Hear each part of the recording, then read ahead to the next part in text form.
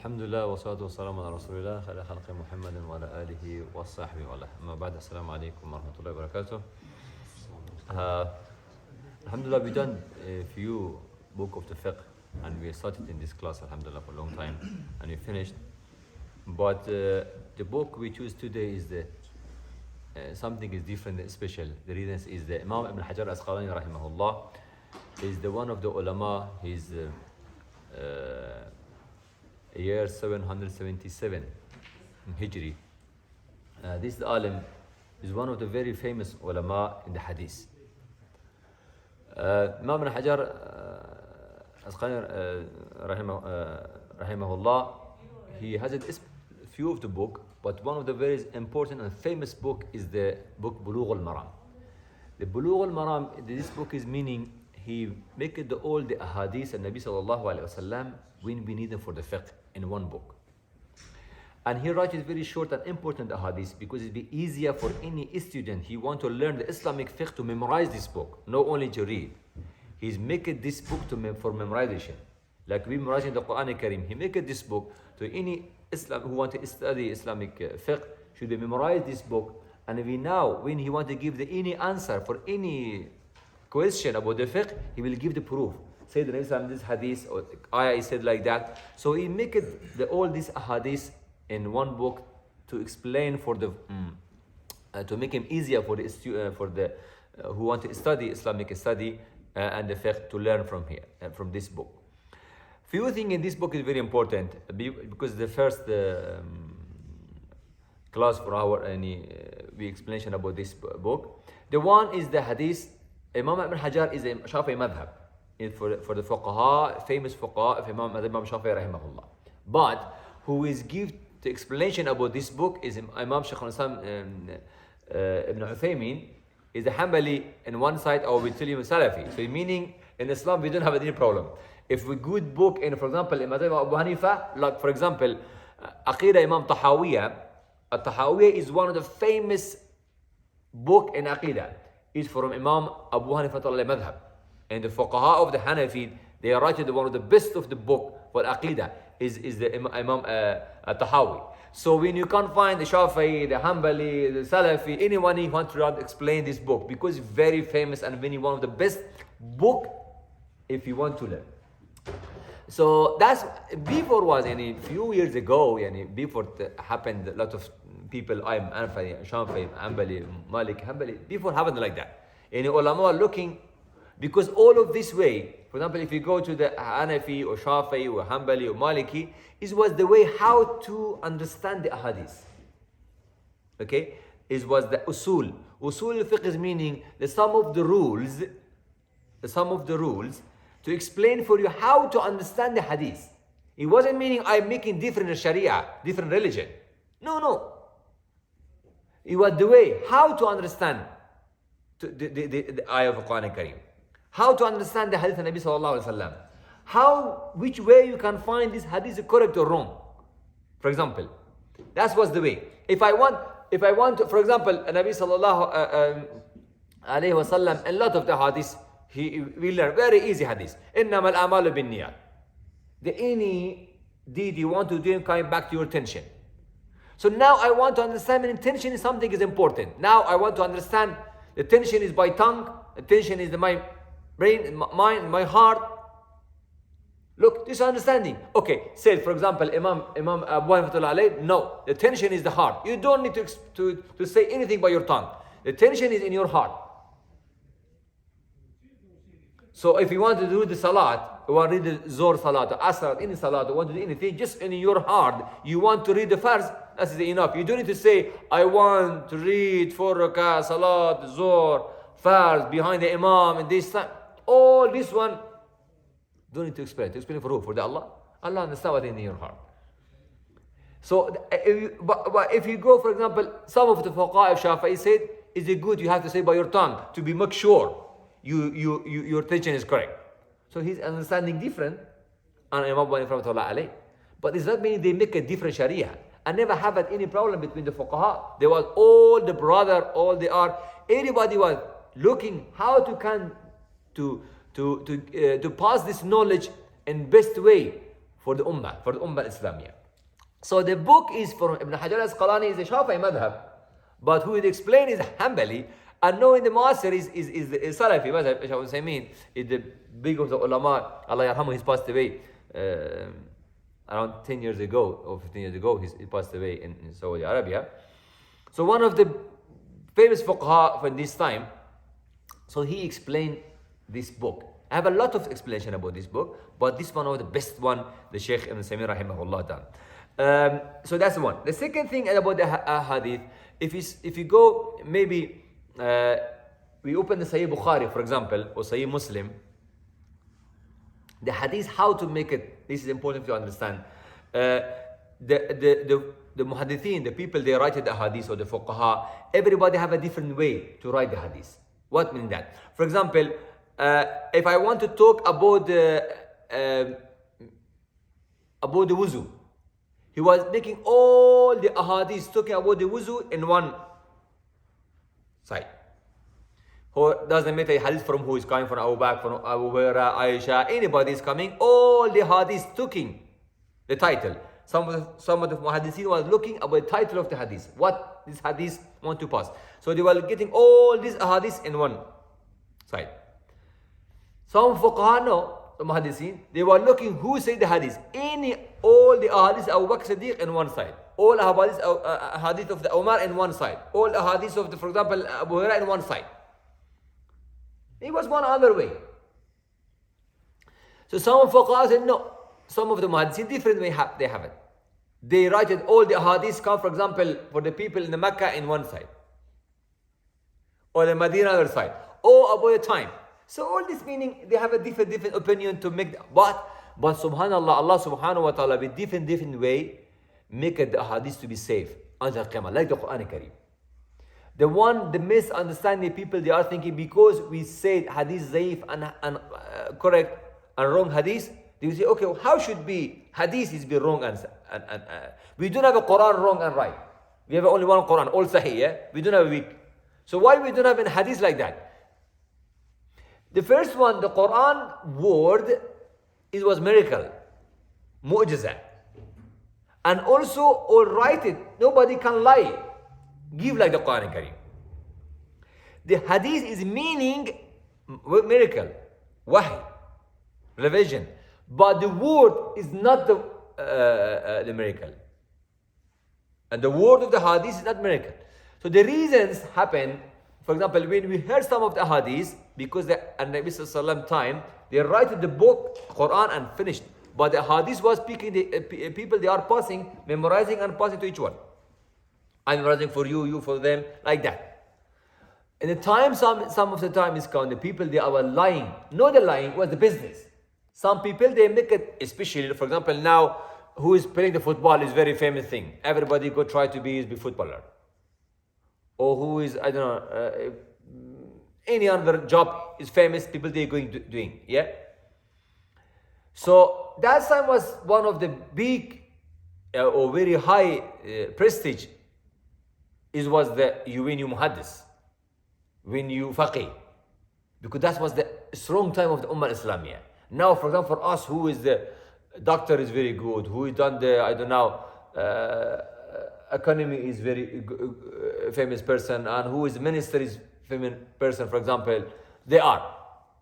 So that time was no, who is the faqih is very famous, who is the mufassir was very famous, and who is looking for the hadith is was famous.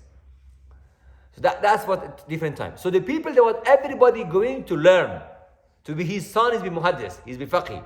But all of these people, we have few of the people, they are best. How many Abu Hanifa you can find? How many of Shafi'i you can find? Yeah, so that was the different, how many Imam Bukhari we have. So that's the reasons. So some of the people, they wasn't that have a strong iman. They were looking like the business. So they are lying, but fuqaha, they find it. They are lying. And especially as muhaddithin, they find it, this person is lying when they say the hadith. He's not the hadith. That's the reasons, but the message passed anyway to the people. The message only passed for the people, and they were passing the message to hadith to each one, but they don't know this is wrong or right. So that's time the fuqaha and the muhaddithin, they try to understand the correct hadith from the wrong hadith. To tell you, the wrong hadith is not the hadith. If we say the hadith is the word, if you explain our understanding, the hadith is meaning the word said Nabi Sallallahu Alaihi Wasallam. That's the Nabi Sallallahu Alaihi Wasallam word. If you meaning the hadith is the Nabi Sallallahu Alaihi Wasallam word, so you can't find the weak, because all thing Nabi Sallallahu Alaihi Wasallam said is correct. Okay, that's the one. The second way, when we say the hadith za'if, a weak or the strong, is the way. Maybe this word, for example, we have a two side. Here I have, for example, Ahmad and Muhammad. This one I have, for example, Hassan and Hussein. Okay, the Ahmad and Muhammad, they are two very strong memory. They are very good in education. I said something, they both of them, my students, they are memorizing, and they never change it and give it for you this message. But in my left side, Hassan and Hussein, they are not that strong. I tell something and they are mixed it, they can't memorize properly, and they give it some meaning of this word. So, and you people will say, okay, the Muhammad and Ahmad, they are strong. When they're talking, they are always sitting with Sayyid and they are giving what he said, exactly what he said. So you're not giving for themselves. They're not forgetting. So we'll tell their word is more stronger. But when it comes to the Hassan, we say, no, they are weak. Not meaning they are lie sometime, but they are weak. That's happened with the hadith. So here when we're coming in the fuqah of the hadith, it's done like that. Happened about the hadith of Nabi Sallallahu Alaihi Wasallam. I will go quickly, inshallah, to our book to be understand, inshallah. Imam Hafiz ibn Hajar Asqalani rahimahullah, he said when he started his book, he said, هذا مختصر يشتمل على أصول أدلة الحديثية. This مختصر small summary. The summary of all the fiqh, the summary of the Islamic fiqh, I want to give for the people who want to memorize for a student and make him easy for them. So anybody need to memorize this book and who especially want to study Islamic study. Okay. أدلة حديثية لأحكام الشرعية. The adillah of the hadith he need for the fiqh. And also he take this book, he said, I take it from 7 book of the hadith. Imam Bukhari, Imam Muslim, Abu Dawud, Nasai, Tirmizi, Ibn Majah, and Imam Ahmad Hanbal. So all these ahadith, all these 7 big book, he read all of them.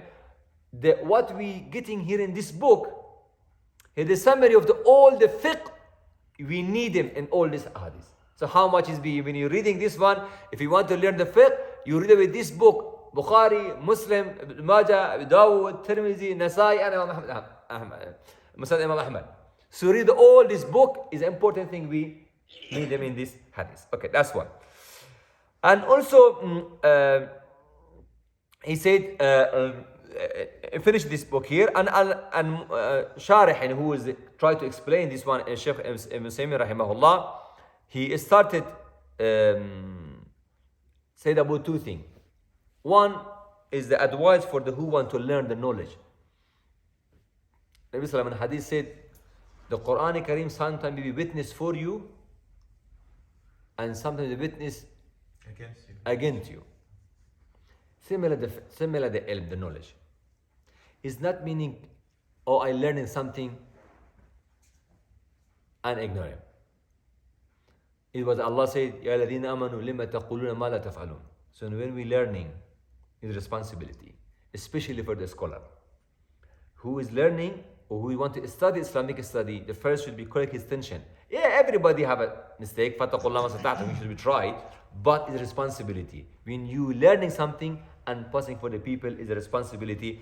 The first have to be practiced to deal, because it was Sharia is for the amal, not only for I have to learn some knowledge and no deed, no amal for that's all this knowledge. Because the Nabi Sallallahu Alaihi Wasallam hadith said, or the said, ulama warathul anbiya. The ulama, the scholar, they are getting inherited the mirath of the anbiya. The mirath of the anbiya, what is that? Is the knowledge, is the Sharia, Islam. So who is taking this one, he's taking the anbiya responsibility. So we have to be paused for the people. it started the book is with Bab of the Miyah. Why? Because in Shariat al-Islami, in Shariat al-Islam, we'll start from here, Bab al-Tahara, the water is the main thing for purity, to clean, for Tahara. Is a Tahara. And we have 3 hadiths here. He give it, 4 hadiths he give it here in all about the water is talking. The first one from Abu Huraira, he said, قال رسول الله صلى الله عليه وسلم في البحر, the water of the sea. هو طهور ماؤه الحل ميتته.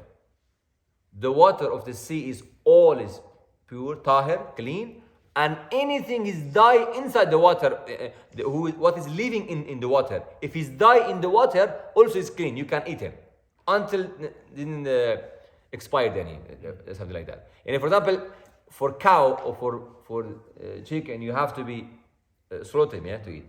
But for the fish, no. If you find the fish, he die in the water, you didn't take him, because if you take it in the live, yeah, if you take it out, he will die. But if the fish you find and he die in the water, is clean, you can eat him. So anything in the water is he living in the water, you can, if he die, you can eat. Don't need to be, oh no, why he die in the water, so it's haram. Yeah, until time is no spied. For example, if the meat is, if it is rotten, you can eat it. So the first hadith. And the second one, and Abu Sa'id al-Khudri said, إن الماء طهور لا ينجسه شيء. The water is pure, is clean, tahir. Nothing can make the water dirty. So he's always be pure. It can't be unpure, and pure, and not be pure, and opposite the pure. Pure and tahir. Yeah.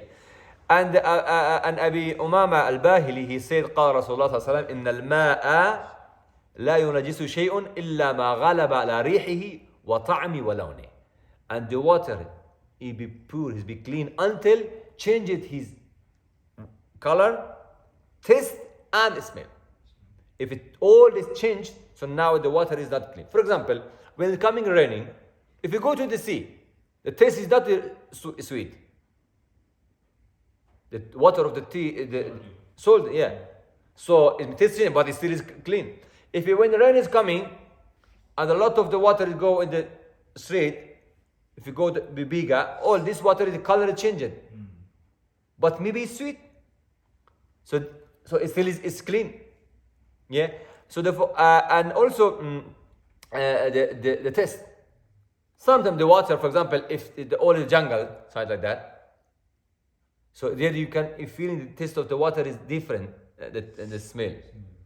Than the water is from the mountain or something like that. So yeah, so here Nabi Sallallahu Alaihi Wasallam all in the hadith. The fourth one in al-ma'u tahurun illa تغير ريحه أو طعمه أو لونه بنجاسة تحدث فيه. The water is be clean until the time some of the najasa dirt is come inside the water and change it. If you sure this najasa is come and now he changed one of this one. Some the water is the normal happen changed, but somebody have water and put something dirty in this water. Now we're looking if changed the taste or color or smell, that's time is be haram. That's time it can't be. So now from here we're getting two things, and we finish the class. The one is what we want to do the tahara for the wuzu, and if a second one we want to clean our clothes. That's two different things. For any tahara like the wudu and the ghusl, we need the water. You can't do it with anything else, with all the water to do the ghusl or the wudu. You need the water. For example, I have a very clean water. I can drink him, it's clean, but it's juice. Orange juice or anything. Or coca, for example. It's clean. You can drink, but you can't do the wudu with this one. Yeah. Or opposite, something you can't drink, but it's clean. We have alcohol. Yeah. And we gel is sometimes that, and you can clean your hand, but you can't drink it. So it's still this one you can't do. So for the tahara, for for the wuzu and the ghusl, we need the water. Another thing, you can clean your clothes for anything if you know water also is allowed. For example, if I have a Pepsi, Coca, or have an orange, and something najasa in my clothes, I can wash, but this one will be clean. So for the taharat cloth or something, you need to remove the najasa, the dirty thing. But for the wuzu, you need the water, you have to be pure.